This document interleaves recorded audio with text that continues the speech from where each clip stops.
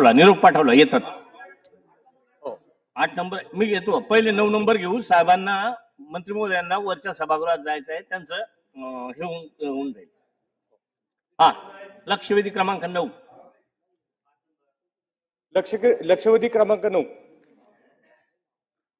छापल्याप्रमाणे.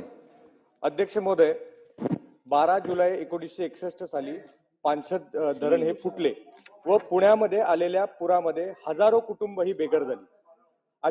अशा सर्व पूरग्रस्त नागरिकांना पुण्यामध्ये विविध ठिकाणी पुनर्वसन करण्यात आले.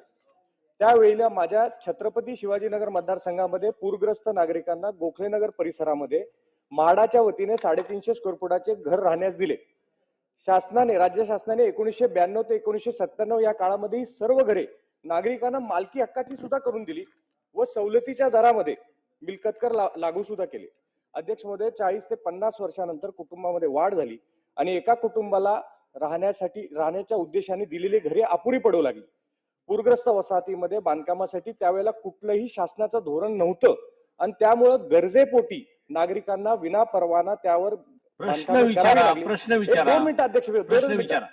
त्यामुळे बांधकामे करावी लागली. 2008 मध्ये पहिल्यांदा या संदर्भात शासन निर्णय झाला आणि अलीकडच्या काळामध्ये शासन निर्णयानुसार पुणे महानगरपालिकेच्या वतीने अन्यायकारक असा दंड लावण्यात आला. अध्यक्ष महोदय, 600 स्क्वेअर फूट समजा वाढीव बांधकाम असेल, म्हणजे अधिकृत बांधकामावरती वाढीव बांधकाम 600 स्क्वेअर फूट असेल तर चालू रेडी रेकनर प्रमाणे 1 पट कर असा दंड. 600 ते 1000 स्क्वेअर फूट असेल तर वाढीव बांधकामावरती 1.5 पट कर. 1000 स्क्वेअर फुटापेक्षा जास्त असेल तर 3 पट कर आणि समजा हा कर नाही भरला तर 2% व्याज महिन्याला.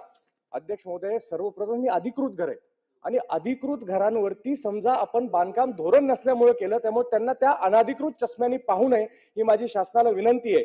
आणि त्यामुळे आणि परत इथे सगळी राहणारी कुटुंब ही असंघटित क्षेत्रात काम करतात अध्यक्ष महोदय आणि त्यांना कर्ज काढून ही बांधकामे केली आहेत. प्रश्न विचारा. एकच मिनिट, आलो करतो. भविष्यात बांधकाम कर हा माफ होईल, त्यामुळे मूळ कराची पण भरणा होत नाहीये आणि कर भरण्याच्या संदर्भात कुटुंबांमध्ये वादविवाद होऊ लागलेत. अध्यक्ष महोदय, सुमारे 2000 लोकांना ह्याचा आर्थिक संकटाला सामोरे जावं लागते.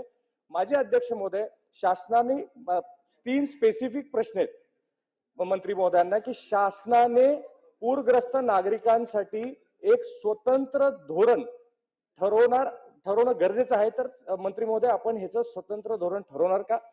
जोपर्यंत हे धोरण ठरत नाही तोपर्यंत सवलतीच्या दराने किंवा जे आता चालू आहे अधिकृत बांधकामावरती जो दर लावला जातो तोच दर प्रमाणे मिळकत कर आकारला जाणार का?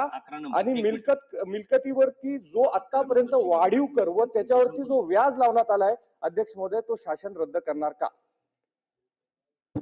अध्यक्ष महोदय, सन्माननीय सदस्य सिद्धार्थजी शिरोळे साहेबांनी अतिशय महत्वाच्या गोष्टीकडे लक्ष वेधलेलं आहे. त्यांच्या मतदारसंघातील गोखले नगरला जे पूरग्रस्तांचं पुनर्वसन केलेलं होतं त्या संदर्भातली ही लक्षवेधी आहे आणि यासाठी मला असं वाटतं की एक धोरण बनवणं गरजेचं आहे, ज्याची आपण मागणी केलेली आहे. ते धोरण आपण बनवण्यासाठी तातडीनं समितीची घोषणा करू. त्याच्यामध्ये समितीमध्ये उच्चस्तरीय सगळे अधिकारी घेऊ.